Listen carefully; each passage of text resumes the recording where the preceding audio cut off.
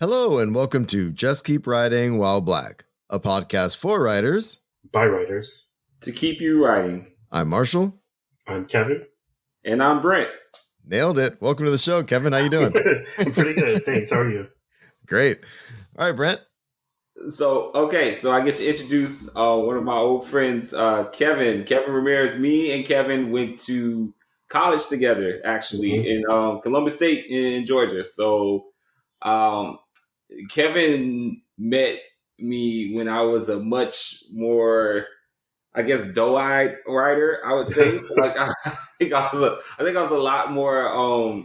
I didn't know anything about the business side of it. I was just very much excited about writing and just trying to, just create shit and just, just try to put words out there. So I met Kevin, and at the time, we were in a couple of different writing groups together, actually. And, when I would read Kevin's stuff, I always just used to be like, God, this is such mature prose and it's so much better than what I'm capable of at the moment. And, so I just always really respected Kevin's writing. So for this month, we've been doing Just Keep Writing While Black. We're trying to get that started up again. And so most of the time we talk about genre fiction on here, but Kevin, actually, he has a much more literary style. And I was like, it'd be really cool to kind of have that on here and, talk a little bit about that and touch on some areas that me and Marshall don't necessarily write in. So I figured it'd be a good thing. And also too, someone who knew me before all of present day stuff that's been going on. So that was just kind of my thought process here. So I'm happy to have Kevin with us tonight so we can kind of discuss some of his work and some of the differences, and how to approach literary fiction, versus genre fiction and whatnot. Yeah, and I'm actually really excited about this conversation too, because when I went to college, and you just got me thinking about college again, I have I was close to joining the creative writing concentration. I was at UC Santa Cruz, but it was all literary. And I didn't have, I was writing stories like that, but really my love was for speculative fiction, and it was rough being in workshops and stuff back then, especially as the only Black guy in there. So I'm very curious to see and I have read, I got some stuff from Brent. I've read some of your stuff, so I'm excited to chat with you. So welcome to the show, and welcome to Just Keep Writing While Black. This is an awesome month. It's February, so that's what we're doing. Yeah, got in there on day one. Yeah, it's perfect. Yeah. Oh, I wanted to kind of piggyback off something Marshall said. So one of the things, I think actually I experienced some of that whole thing, literary folks kind of being harsh with genre stuff. But I can honestly say, with Kevin and some of the other people in our program, they were very open to look, I had a batshit story that I was writing, and I had 30 pages of a map. This world was ridiculously big for no reason whatsoever. And, but they embraced it. They dealt with all my crazy imagination and creativity. So, I think sometimes we get this idea that, literary people look down on genre people, or genre people have issues with literary people, which I think some of those things do exist.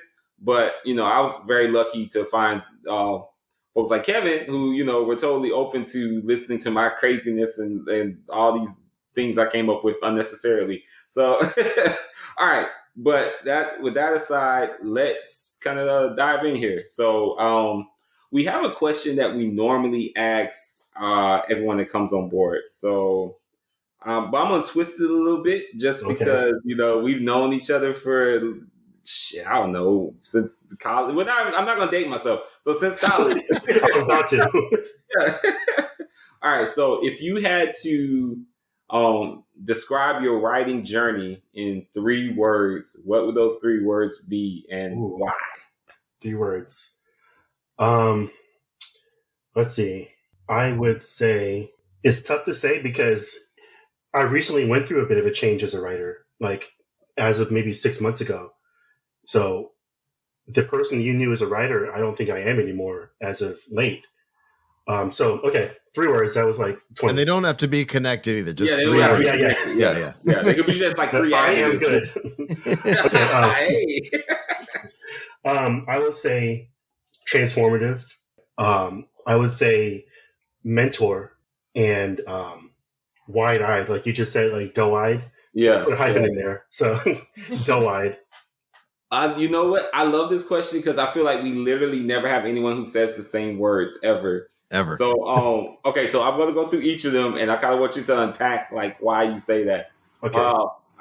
I want to hear the transformative one because that what you just said, like really, like I'm like curious now. I want to know, like, how have you changed as a writer? Okay, so I would say I think it really all started happening with when we had the George Floyd killing. Mm-hmm. Not to take this down a sad path, but I was in Dallas at the time. I live in Austin right now. And in Dallas, when the killing happened, we had a riot like right outside my house. Like that shit was crazy. Like I saw a flashbang grenade right outside my window, and I was like, man, it sounded like a war zone. There were fires and stuff. And I think it all started happening there is when I started having trouble writing. I was going through stuff with work, and I was like, I don't really know. I don't feel comfortable going outside now as a black man. And right. I had a whole lot of stuff changing with me, and I didn't realize my writing was being affected until all of a sudden I couldn't put a sentence together anymore. And I made the connection. It happened with the George Floyd killing, but I think that was the catalyst. But then what I understood was that who I was as a writer when you first met me, Brent, was I was so focused on becoming published. Like I wanted to be like 20 something new. I want to be out there. Kevin Ramirez is the hot new writer out there, and I wanted to be it. And so I wrote my first novel, I think right when we started talking. Yeah, you read it too. And it got 40 consecutive no's. I sent that thing to everybody I could find, 40 consecutive no's. And that stung a lot. So I went back to the drawing board and I started trying to figure out what am I missing as a writer. But that was way back in college. But so going back to recently, I just stopped writing for a while, and I kept trying every now and then, but it just wasn't happening. I met a creative coach actually, and she ended up helping me realize that I'm actually more of a coach and a mentor than a writer. I'm a coach who writes rather than just a writer who helps other people. Yeah. And that approach, along with some other techniques she helped me discover, like writing without a set path, really unlocked a lot of stuff for me. So when I say transformative, I mean like I learned how to write without having to know exactly where I'm going to end up and how I'm going to get there. Start off with an idea and then just wander around and see what happens. And the stories I sent you guys are the first 3 stories I wrote using that kind of style and approach to writing. Okay, I have so many questions, but I'm gonna go through the rest of the words. Oh, okay. So your second word was mentor. So I talked on that one. So you kind of touched on that. All right. So doe-eyed or wide-eyed was it the last one? Doe-eyed, either or. Doe-eyed. Okay. Let's unpack that one. That so when I met my creative coach and she was telling me about, she read some of my older stuff, the stuff that you've read, Brent, and her opinion right at the bat was like, it feels very cold and distant and sterile. That's what she said. And I was like, okay, damn, I've never heard it described like that. And she said it felt like I worked it so much that it didn't really feel organic. She said it was good writing, but she felt like it wasn't very welcoming. And I was like, I've never heard of my stuff described like that. And this is the stuff I've been saying to all the publishers and stuff. So no wonder I was getting those, right? So then we've been talking about how to, I don't know if I've told you about this, but my old approach to writing was I always believed that I would write something that a person could just read and then just determine what it's about on their own. Right. Open-ended and ambiguous. But in actuality, I was really like saying, this is what it's about. I'm going to hold your hand and take you there. And I didn't realize that until I started not being able to write anymore. And so when I took that approach and said, okay, I need to make it really, really open-ended and make it really welcoming and make it so that you can determine what it's about and what it means to you, and stop thinking about that so much, that sort of changed how I wrote and how I approach writing. So when I say doe-eyed, I mean like, this is a whole new world for me now. Like this is a whole new approach. I feel like a new writer. I feel great. I've written about 6 stories now so far since I've changed. And I've written a whole lot before then that I don't even really look at anymore. So I feel really excited to be a writer now. That is so okay. So that, not to say like this is what I was looking for, but like I knew in my head, I knew one of the things that would come out of this is just like us being able to like talk about the ways that like we're so much different from college versus like now, and like how the writing has changed. So I mean, I'm actually very happy to hear like you feel like you're back into the game and you're invigorated, because I know one of those things is like I was always in my head, like being back in college, I was always like, oh yeah, Kevin's gonna make it. Kevin's gonna do the big things. I always had like in my head, especially in every writing group we were in, I was always like, oh, Kevin's like the quarterback. Like he's the one that's like he's gonna lead the team to victory. But yeah, so that's just really interesting. Can I throw something out there real quick too? Just in response to what you said about the George Floyd killing, because that was a moment for me as well. Like, and I haven't been published in fiction, but in a response to that killing, I actually was published on NBC News for writing an article. Wow. I wrote an article on my blog, just like trying to deal with everything I felt, and then it got I wrote another version of it for NBC, which was awesome.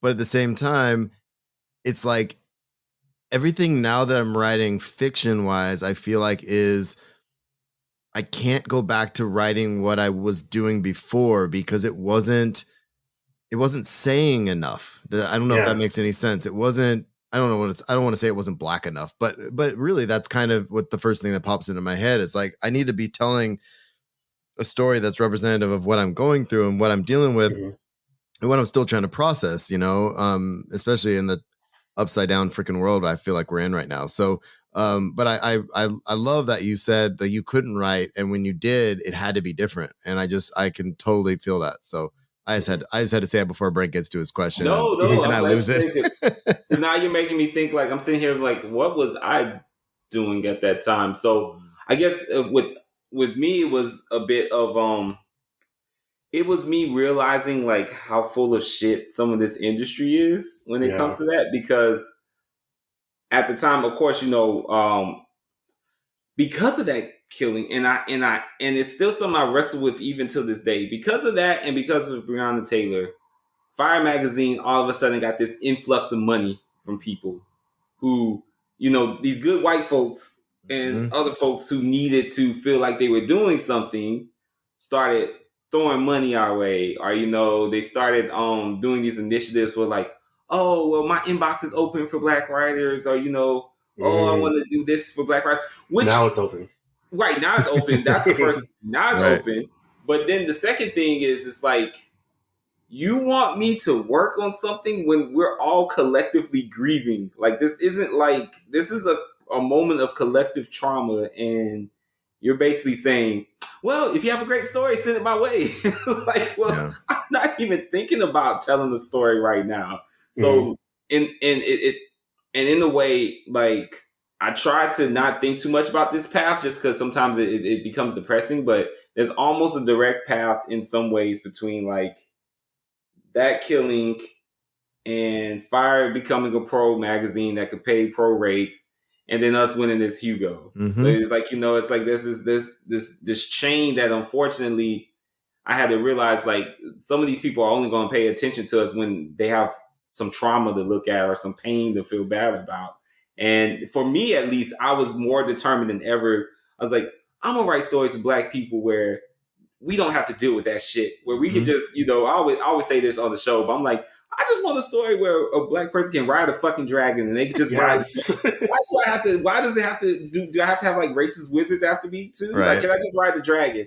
So I think after that, I was very much more determined than ever. I'm like, I'm going to write those stories when we get to exist in worlds where we don't have to deal with that shit.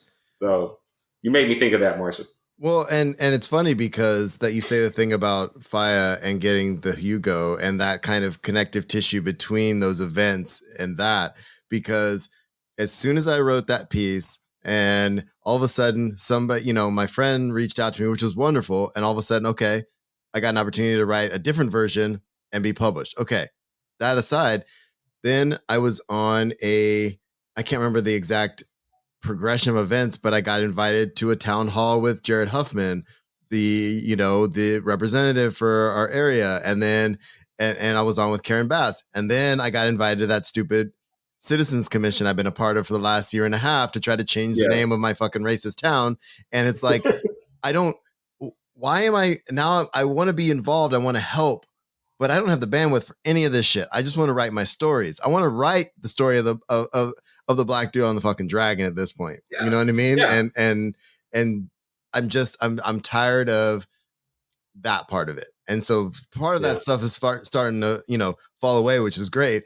And then now hopefully I could write my dragon story or some version of that, as Brent says. That's just that definitely kind of infused itself afterwards for me. I like that we're kind of like talking about, I guess, story and like our approach to it, because this kind of leads into my next question. So, and I really am interested to hear this now that you say you're a new writer, because I felt like I knew the answer when I wrote down the question, but now I don't. So this is gonna be cool. Okay. What is your personal philosophy that behind creating a good story? I know I'm playing with the heavy hitters. I'm just like, it's a big question. I've always been big on the idea that you never know enough when it comes to writing, right? And that's something that I had to learn when I did my first novel. I thought I knew it. Like I was like, I got my novel down. I'm ready to go. People are going to love it. And when it got all those no's, I asked myself, what am I missing? Why is it not getting the acceptance that I thought it would get? Part of that is because I was putting too much of my identity into being published, being successful, But another part of that was that, sure, I learned some stuff. I read some authors in my first creative writing class in college, right? Isn't that how we always, like, the freshman takes a political science class, all of a sudden they want to, like, go save the Amazon rainforest or something. Yeah. But I had to learn, like, there are so many techniques and so many authors and so many styles that I don't know about that I need to go and study up on.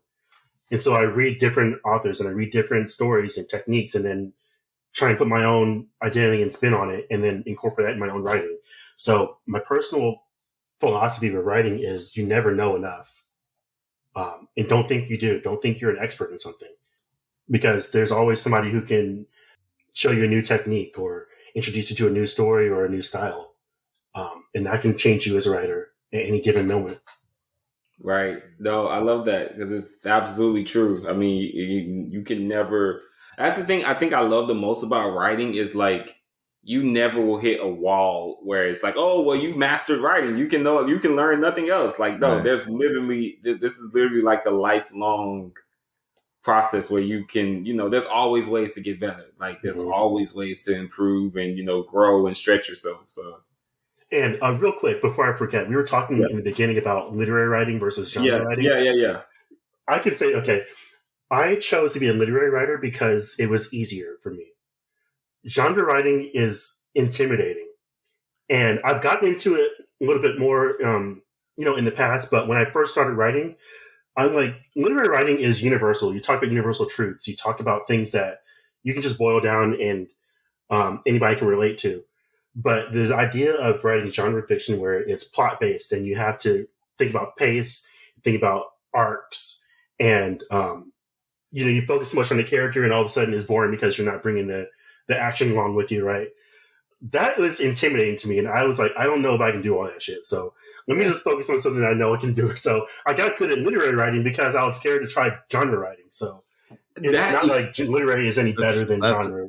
That's interesting. That is such an interesting viewpoint, because I swear to God, I feel the exact opposite. Same. Like, I'm like, I am terrified of literary writing, because I'm like, you mean to tell me I can't have magic? Like, I can't just make up something to fix the problem. Like, Exactly. yeah, no, I used to, and I still do. I actually very much admire literary writers, because I'm like, how do you take the everyday and make it into, something intense and meaningful and emotional and actually impactful? And yeah, I've always been like, I was like, I can't write that shit. Like, I'm just not, like, I'm not equipped for it. Like, there's no way. Like, Yeah, no, that's such an interesting viewpoint. I guarantee when people listen to this, there's going to probably be some comments about this. Oh, I can't wait to see what happens in the Discord. But my thing is I'm with you with Brent for sure. Like, I mean, I've written literary fiction, obviously because of, when I was in college and stuff. But like, I'm like, okay,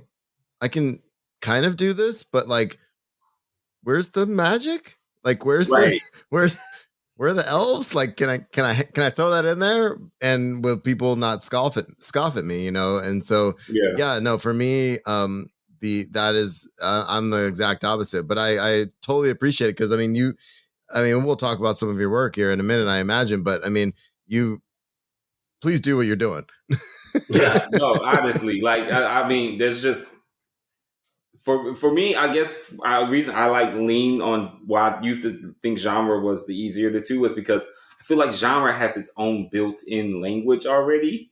So like certain things I can say and the typical genre reader is going to already know what I'm talking about. Mm-hmm. And I don't have to like dig as deep into it. But I think that was one of the benefits of being like with like you and some of the others in the writing group is that y'all forced me to like not lean on that built-in language. Like I had to learn how. We didn't know. Yeah, y'all didn't know. We y'all were like, know. what the fuck does this mean? Y'all like,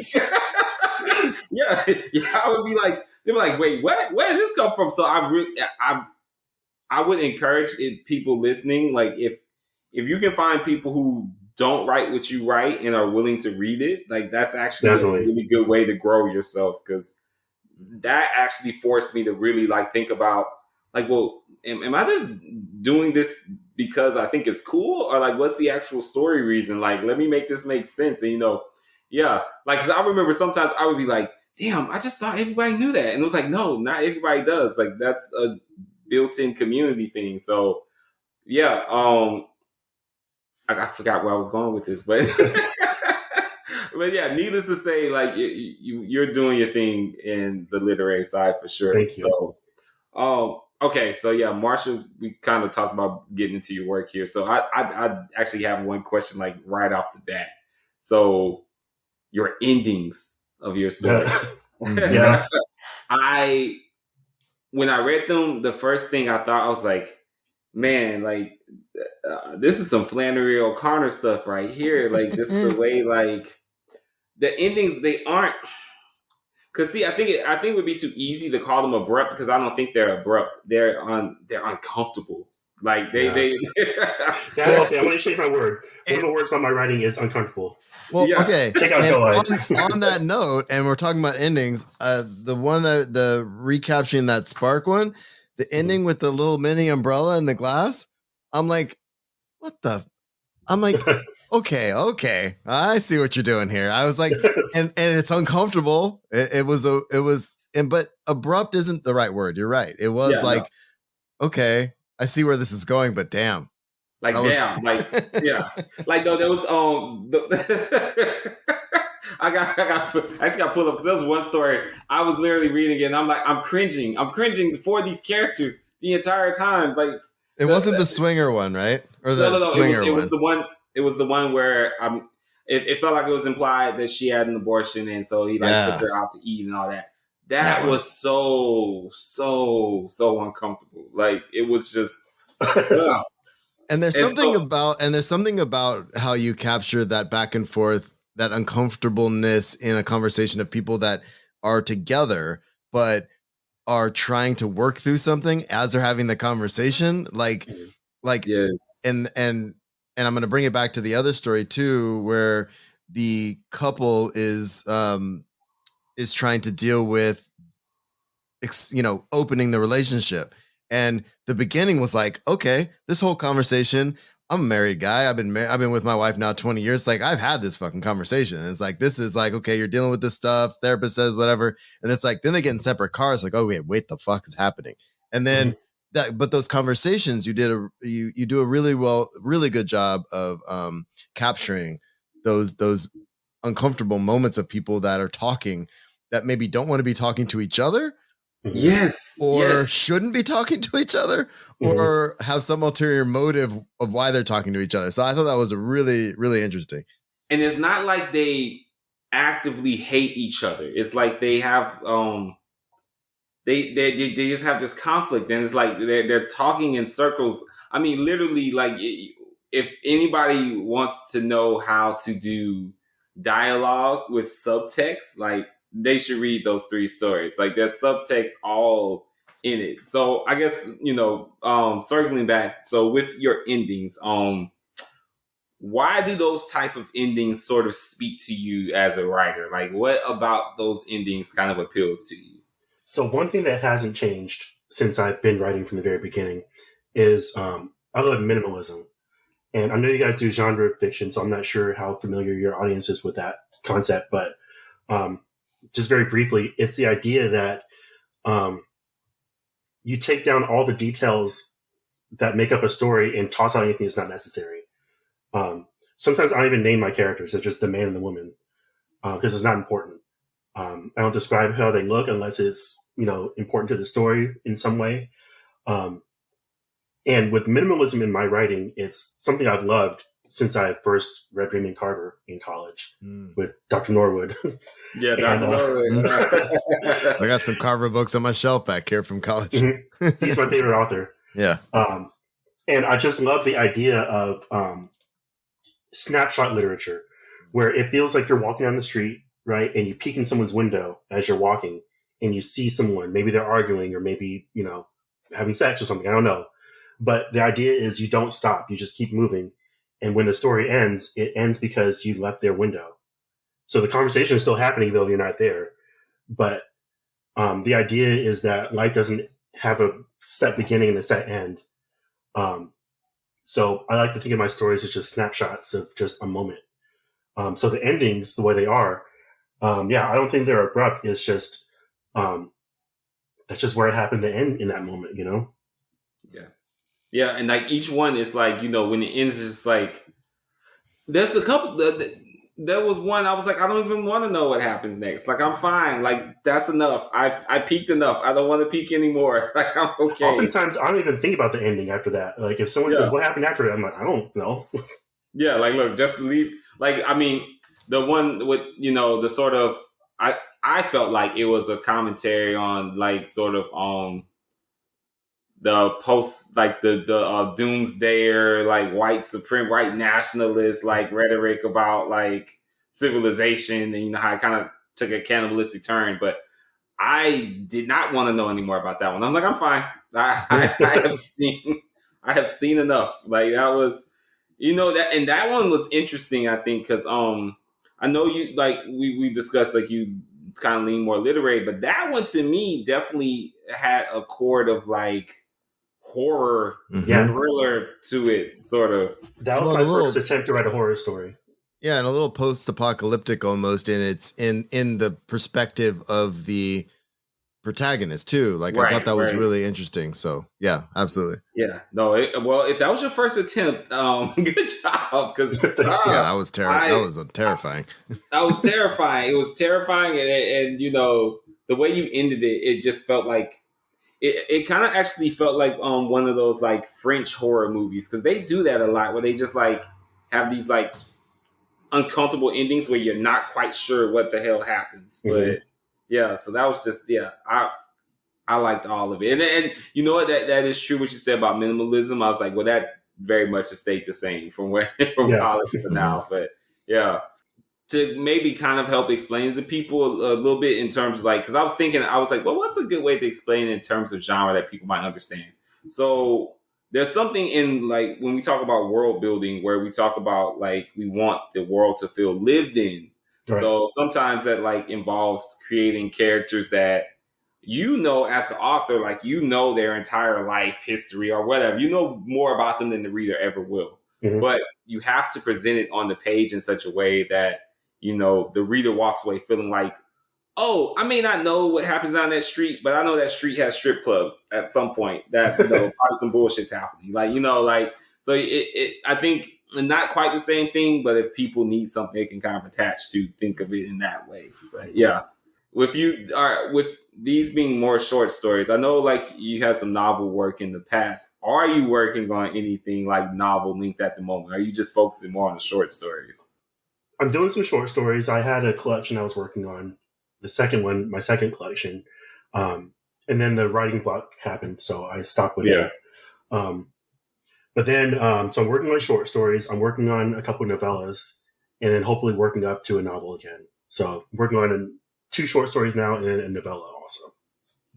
Okay, all right. Well, that's good to hear. I mean, that was more like a for me question. Like I just. Okay, so I'm gonna take it back. I'll stop being selfish. Like get into audience questions. So when you talk about minimalism, is it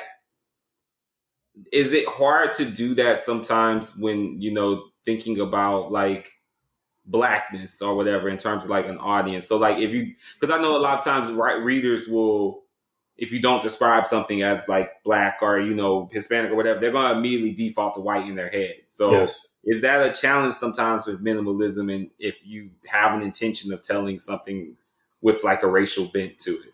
That's a really good question, and it's actually something I thought about like a couple weeks ago. So if I can be honest, yeah, I realize I do the same thing too. When I have a character in my head, or the start of a character, I just start thinking of, okay, what are they? And they immediately just come to me, and I was just, all right, that's who they are. And then I realized, why are so many of my characters white, and why is there if there's no necessary need for them to be Asian or Hispanic or whatever, why do they just default to white? And that bothered me for a while. For my novel, for instance, the main character ended up being white, and I don't know why. But then the secondary character who ended up being his love interest ended up being black. And it just felt like the natural fit for me. To be honest, I don't really have a good solid answer for you because it's a deep question, actually. Yeah. I'm still trying to unpack that. But yeah, I don't like the idea of that default being that way. So if it ends up being where I have to describe a person more for whatever reason, and there's not a specific reason why they need to be a certain way, yeah, I think the last story I wrote, I made him black. Yeah. And then another story I made a woman black too. But yeah, I think this says a lot to us about writers and readers in that when we go to school, the majority of the things we're taught are white literature, right? And it kind of gets ingrained in you without even really knowing it. Right. So maybe that's something we can break ourselves out of, or maybe not even break, but like consider, why are the characters the way they are? Yeah. I mean, I know we both have a story. I see Marshall over there. So yeah, you go ahead, Brent. Oh, the reason I kind of asked is because, even with all my world building, all my crazy maps, all my, creatures and histories and all that, some of the first things I was creating, like half of the characters were white. Yeah, I had some black ones, but I couldn't even envision a world that was entirely black. Mm-hmm. And I got to a point, I'm like, well, why the fuck not? Like these people will Lord the Rings us to death with all these, pale, pasty white people everywhere. And why is it so impossible to imagine, a world that's entirely black? So I definitely think it's an indoctrination thing that like all writers of color, especially here in the West, like have to kind of fight through at some point.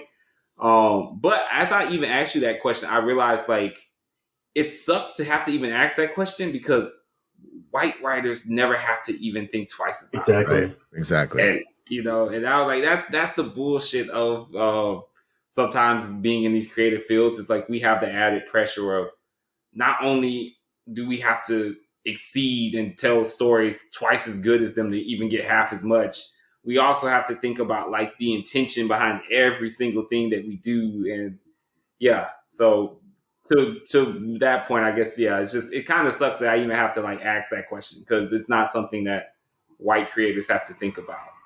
Well, no, and the fact that you asked that question, I think is why we're having this session with 3 black dudes here to have this conversation, because I felt the same way forever.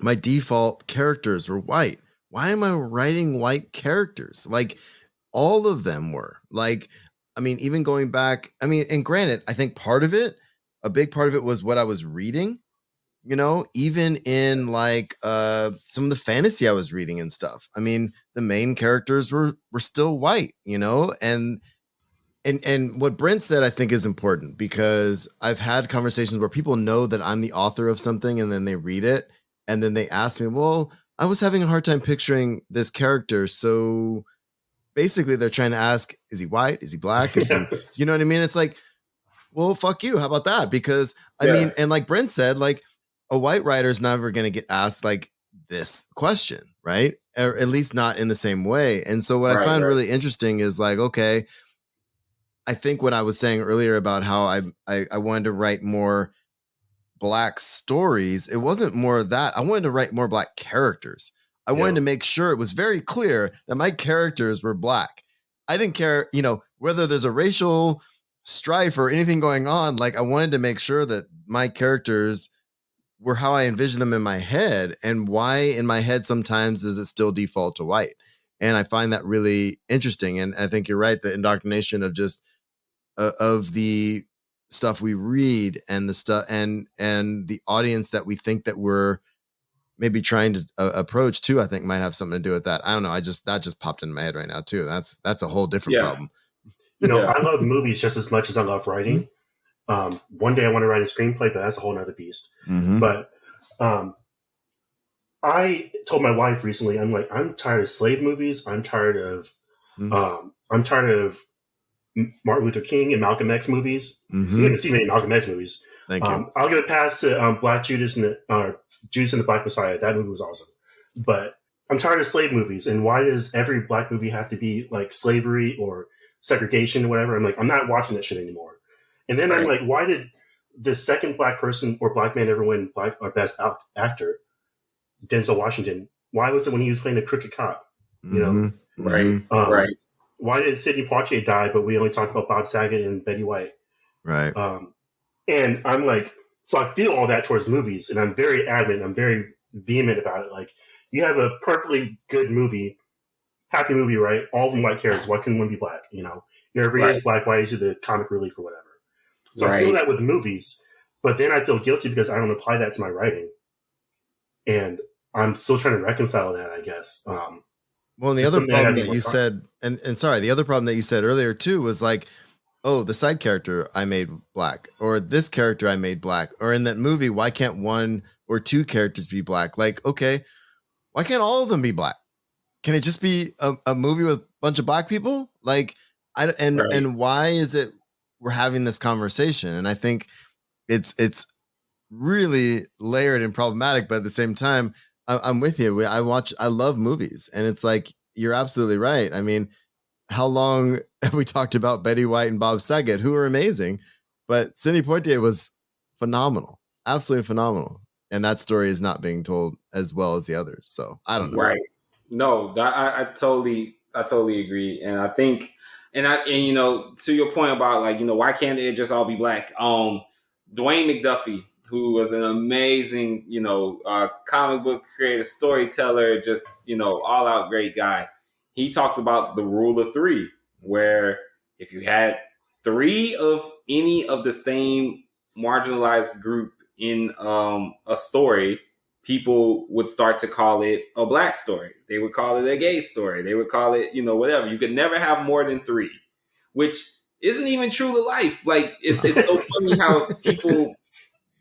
They push back against, like, I see it all the time. People push back against, like, oh, well, why are the characters gay in this story? Have you met gay people? They only ever hang around other gay people. Like, that tends to be how it works. It tends to be the same with black people. Like, people, you know, so it's just, it's interesting to me that, you know, I think sometimes audiences, it's not even that they think it's not realistic. They just don't care about a story that doesn't have them centered in it in some kind of way. And I mean, you see it all the time. Look at nerddom, where you have like, literally, you have one Star Wars movie with, you know, a female with mostly men of color, and people lose their shit. Like, that changed my Star Wars. You have 37 other movies of white men. just the one, like, is enough to set you off. And, you know, so I think it kind of sucks, because we as like black creators, we got to be way more thoughtful about it than like the white default ever has to be about their stuff. And yeah, so it just sucks that as I asked the question, I was even thinking, I was like, it sucks I even got to ask this question. Like, white people don't have to deal with this.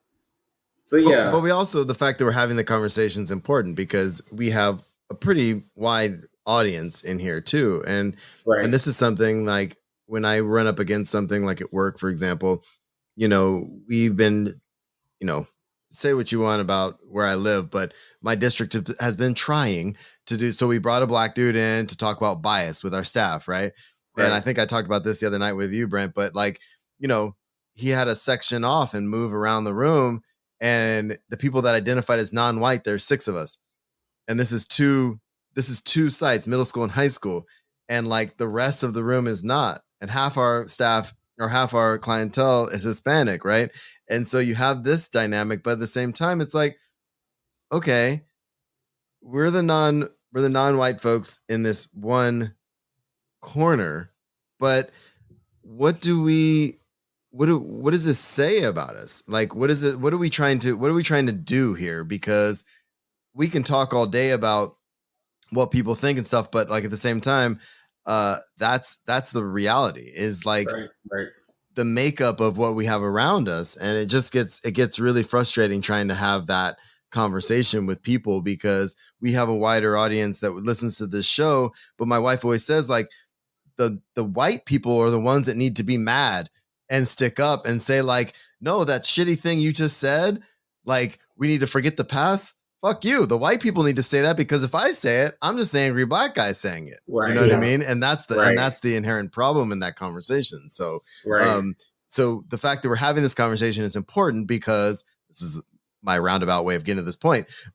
It's important because hopefully in those instances, the folks that love us, that listen to us will be like, I will stick up. I will say something in that moment and say, no, you're just being shitty. And that's your white privilege showing. Put it away for a minute. You know what I mean? Right. So right. Yeah, and I hope too that they. I always tell people like think about like what you consume and like why you consume it, and because it even goes back to like how we were all just talking about like why did we default to white? Well, I think probably it has something to do with like what we're consuming, why we were consuming it. The things that we weren't thinking about. Like, I mean, I know we talked about it before, like challenging your reading. Like, are you intentionally seeking out readers that don't look like you? Or authors who don't look like you and, have different perspectives than you. But I know Kevin mentioned it earlier, like writers, you never, ever stop learning. And I think you have to be intentional in that learning too, where like you have to seek out writers that, are minimalists, or writers who write in a non-Western story structure and so on and so forth if you really, really want to kind of grow as a writer. So, but all right. So switching gears, because that made me think, okay, so this should be a fun question. Okay. If you could go back to tell your college writing self, like something to just give them advice, give Kevin from college advice on how to continue to approach writing, what would you tell him? I would say that your identity isn't tied to what some asshole at a desk says, I got derailed early with those, I call it 40 consecutive no's. It's like a pinpoint in my life, right? Yeah. What they say in the What If series, it's a unchangeable moment. It's a point that you can't change. It's the fixed point. Yeah. Fixed point. Yeah. It's a fixed point in my life. It's important because one, it knocked me down a peg, or 3 pegs, really. I thought I was hot shit. I was 20 something years old, wrote a novel. I'm like, yeah, this is it, right?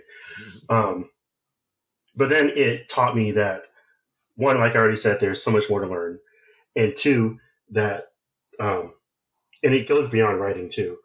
That who you are as a person isn't tied to what someone thinks of you, right? It's if 50 people say you're a fantastic writer, it doesn't necessarily mean you're a really good writer. It could mean you have 50 yes men, right? And vice versa. Right. So learning who you are is like, it's a lifelong process, really. And when I was talking to my creative coach, she said that when we were talking, she said that my strength, it really is helping other people write and become better writers. And I just happen to be a writer myself. And she said this is true because I tell her about all the insecurities I have as a writer. I tell her about like when I write a paragraph and like something doesn't feel right, so I'll toss it. And I'll overthink things and say so-and-so's not going to like this, and so I should probably tailor it to them or whatever. When I'm talking to guys like you, or I'm talking to people who ask me for my opinion on their writing for feedback, it comes naturally. I don't even think about it. It's just, I know what to say, and I feel it's a conversation, it feels good. Right. And she said that's really important because so many times we think of ourselves as, let's take it to the NBA. We think of ourselves as the basketball stars, LeBron James and all that, right? But you ever watch the pre-games? You see LeBron or whoever working out with some guy. Right. You don't know who that guy is, but he's working out with him. I always ask myself, who is that guy? Like, why does he get to work with LeBron like that, right?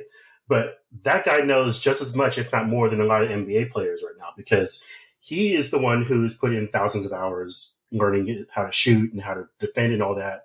And then he may not be in the NBA or college basketball or whatever, but he has the wisdom and knowledge to impart that onto the people.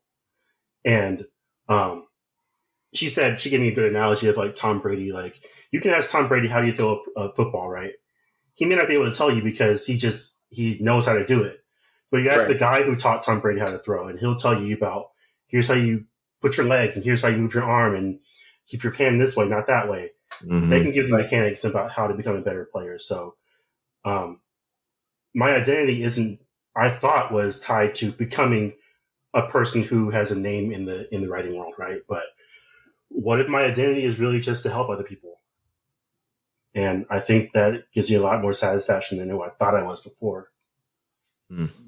That is really satisfying to hear for a few reasons. I mean, one, yes, kudos. I'm glad you were able to discover that about yourself. But I think actually it's very relevant to people that listen to this podcast, because a lot of them are, they're younger writers or they're newer writers, and they may not be as deep into the field as, say, like, I think I can reasonably say I'm deep in the field now. Yeah, I'd say that. Just say it. Just say it, Brent. But this is the thing I'm still working on. I still have a very hard time owning that. Like, it's even with the damn Hugo Award in my head, I'm still like, I still have so much further to go.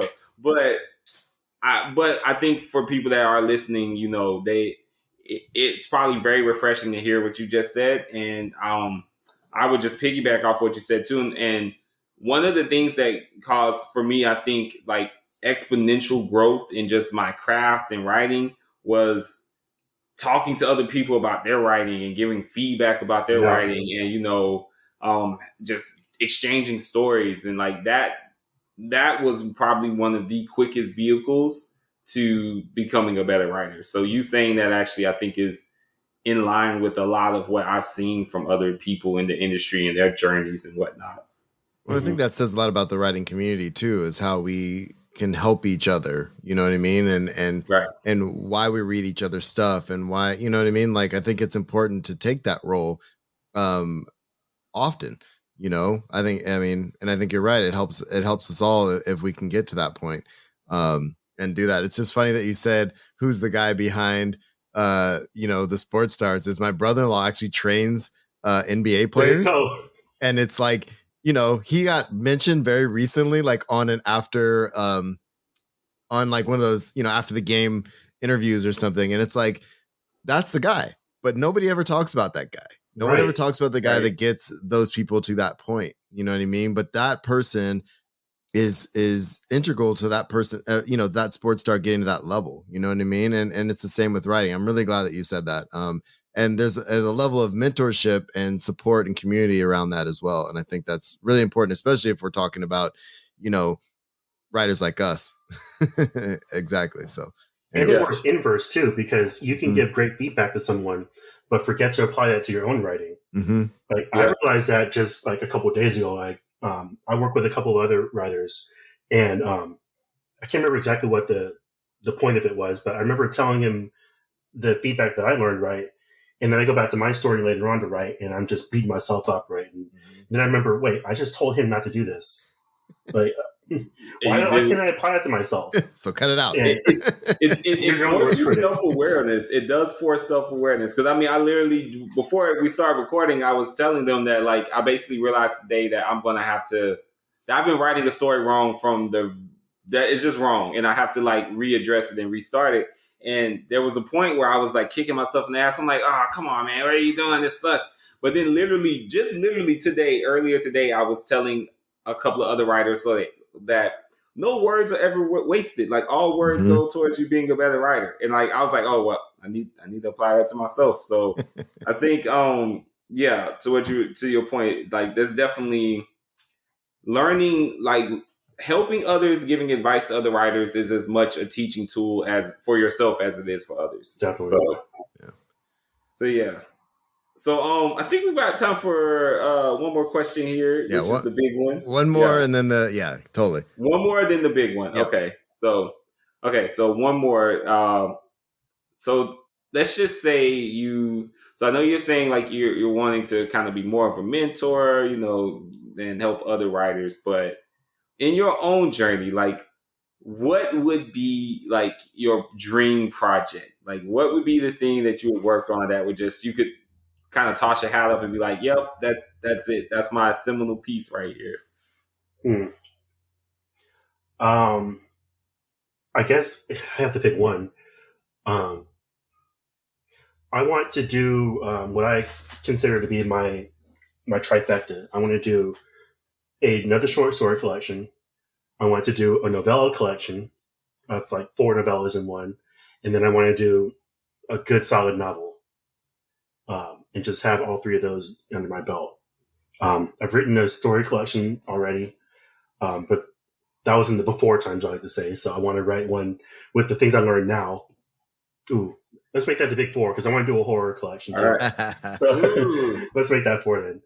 Well, after what I read, you could definitely do the horror collection. Yeah, the horror one, I'm into that.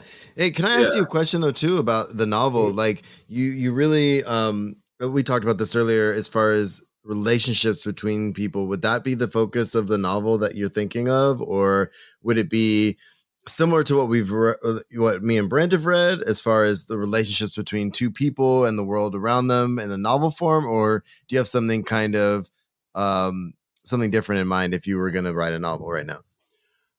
So I know I said earlier that I shy away from genre fiction because it's just harder for me, right?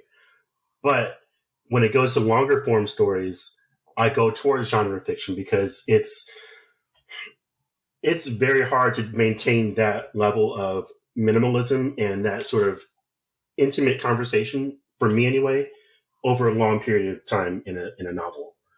I don't know how I can do it. Like I need something to happen to like get me there. Cause then I start questioning myself like, all right, are people getting bored reading this? Blah, blah, whatever. So the first novel I wrote was more of a genre piece. It was action. Just a brief synopsis. It was, this guy creates a gas that keeps you from sleeping. I remember. Keeps you from sleeping. And it gets developed by a pharmaceutical company and then manufactured and tested on other people. And the guy who creates it realizes that the person who is behind manufacturing it is evil and the gas isn't working. So he destroys it and he's running from everybody who's after him, right? So the story is 2 parts. It's half of a journal entry. Actually, the whole thing is a journal entry. He's writing about what's happening at the very moment where he's hiding to tell a story before he gets caught so the world would know. And he also goes back in the past and explains how it all started. So it's okay. It all converges into the present. But that's it's paced, it's action oriented, and it has energy and it moves. I can't imagine doing the stories you've read over 250 pages. Like that is, I get tired just thinking about that. Really. So what I'm hearing is you're going to write a horror novel. I'm trying. I want to do a horror collection first, so I can just practice more, and then hopefully I can come up with a novel because I got ideas, but I'm trying to learn how to. All right. Learn the rules. I'm just so happy that Sleepyhead is still a thing. I remember that story. I remember, yeah. So I'm actually really happy that story still is alive in some form. So Brent, before you ask the last question, I'm going to ask my other question. Okay. Yeah. So. Kevin, I can't thank you enough, obviously, for being on the show and stuff. But we have one more question for you. But before that, just for our show notes and stuff, can you just throw out how people can find you if you're on social media and stuff like that, whether Twitter handle, website, Instagram, whatever if people want to follow you? Sure. I kind of shy away from social media, so I got to get back on that. especially when I want to be a mentor like I want. But I'm on Instagram at DJ Ramrod. Let me do a little disclaimer about that. Ramrod is from when I was younger, my last name's Ramirez, and my friend would just be an asshole, call me Rodriguez. So we're like, all right, take the Ram from Ramirez, Rod from Rodriguez, Ramrod. That was my name. Gotcha. All right. So DJ Ramrod on IG, and hope to get a website going for mentoring services and just general writing stuff. So we get that back going. Well, when you do, let us know. We'll throw it in our Discord, and the people listening can hit you up on that. But I'm gonna turn it back to Brent for our last question. We like to end it there. So what you got? So our last and final question. We ask this of everybody, so it kind of bounces off the name of the podcast. But what keeps you writing? I think what keeps me writing now is when I first started. I have a therapist, and kids, therapy is awesome. If you need it, do it. But my therapist once asked me to write a story about myself, and I couldn't do it. I gave it a shot, and it was a terrible story. I'm not doing that again. But then after I changed as a writer, I realized that all the stories I've written have me in it. The story about the abortion, that's me in there. Like, it didn't happen to me. Mm-hmm. But the idea where he says, I don't know if I'm a good person, and I'm using this experience to try and create proof that I am, even though I don't feel like I am. That's me. Like, I often go through periods where I need to do something or have someone tell me that I'm a good person just so I can believe it again. So what keeps me writing is the idea that now I am able to find myself in my own writing.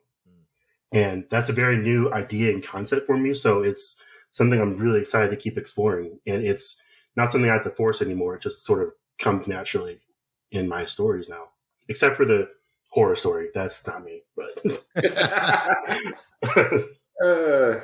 that's funny. That's a great answer. This has been a lot of fun. Super cool being able to catch up, and for the audience, I feel like there's a lot to take away from here, especially in terms of I just know we're gonna have comments about you being nervous about genre, because there's gonna be so many feelings about that's gonna be good. So I'm waiting to see.